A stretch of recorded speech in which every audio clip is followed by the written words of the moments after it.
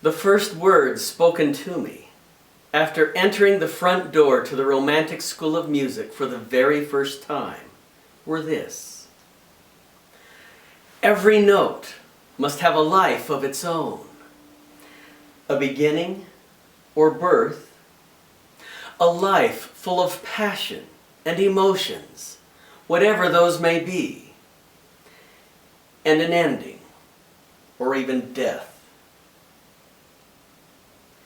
After then being properly introduced to the master, my sponsor apologized for my age.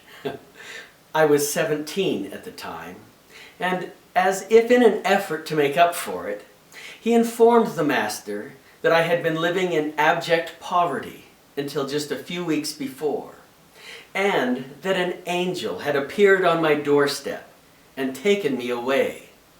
Also, that I now owned a true master instrument and was practicing as much as 17 hours a day.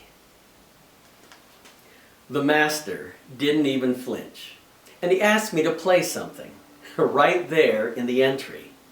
So I pulled out my violin and played a few passages from old love songs and ballads, and a cadenza that I finished with an exaggerated crescendo.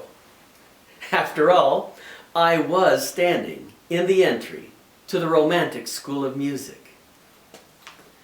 He seemed pleased enough, which I was later told was almost unheard of, and he accepted me as his student. He then led me to his private studio, which of course was dark and eerie, and against the far wall was what appeared to be a shrine.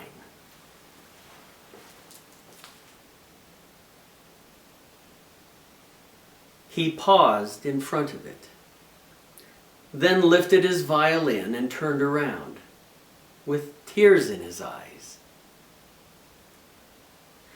You cannot play a love song until you have truly loved. You cannot make people weep until you have mourned. And no one can make any violin boom in the largest concert hall till they have lived it for themselves. He then played more passionately and so unbelievably perfect that right then and there I believed every legend and every story about Paganini that had ever been told. These first 5 minutes were enough to change my life forever. Yet the master didn't stop there. He put his violin away and began the lesson all over again, but this time from the very beginning. Some of what you played for me was from the heart, but from this moment on, don't ever just play notes, not a single one, for me or for anyone else when you are performing. Every note must have a life of its own,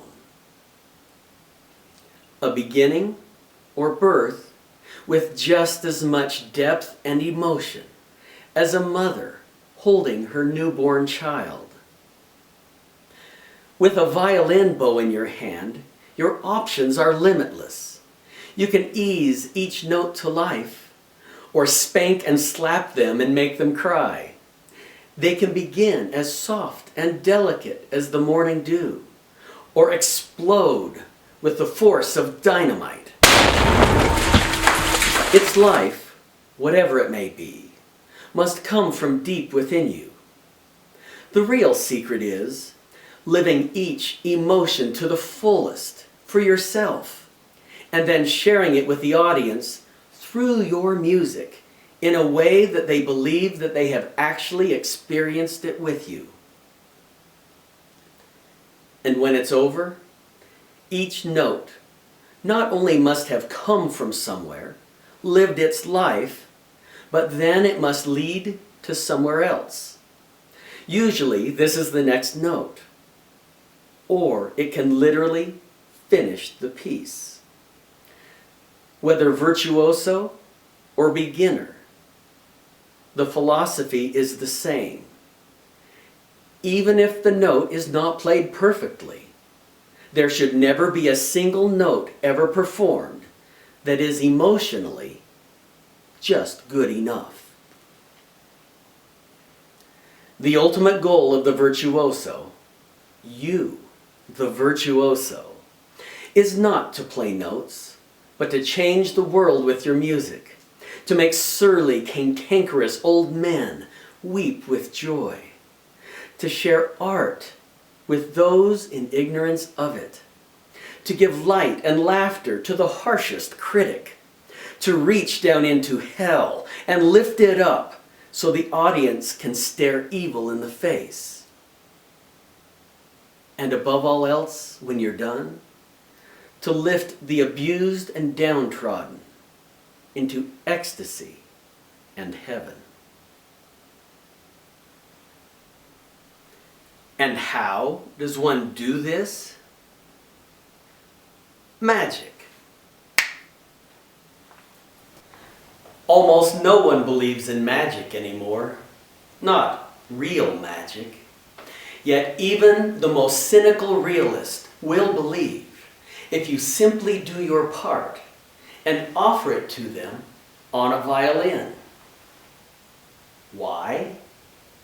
Because even they realize that this miserable old world is just a little too drab and predictable without it, and that there is much more to a master violin than meets the eye.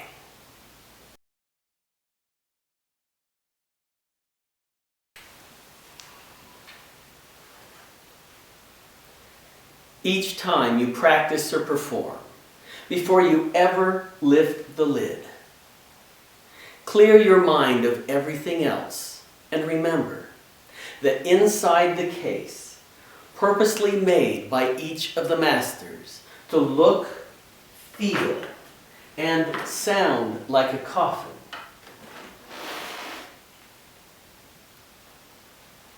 is real magic. For it is the occupation of the Master Luthier, or violin maker, to take the rarest, most mystical ingredients and form them into a living, breathing work of art like no other. From the trees that whispered on the mountainside, to the skin of a young heifer boiled in a witch's cauldron to hold them together. From the purest dragon's blood of the Middle Ages, to the 65-million-year-old Baltic amber that flowed into the ground when a Tyrannosaurus rex had a toothache. Scorpions, tobacco, linseed oil, and powdered sumac leaves, and much, much more. For it is the duty of the Master Luthier to gather these ingredients together and bury them in a coffin. And it is the duty of the virtuoso to open the lid and bring them all back to life. And don't forget the bow. Don't ever mindlessly tighten it up and smear on the rosin. Instead, take a moment to envision Ben-Hur and his white Arabian stallions racing in the Colosseum toward victory, freedom, and glory.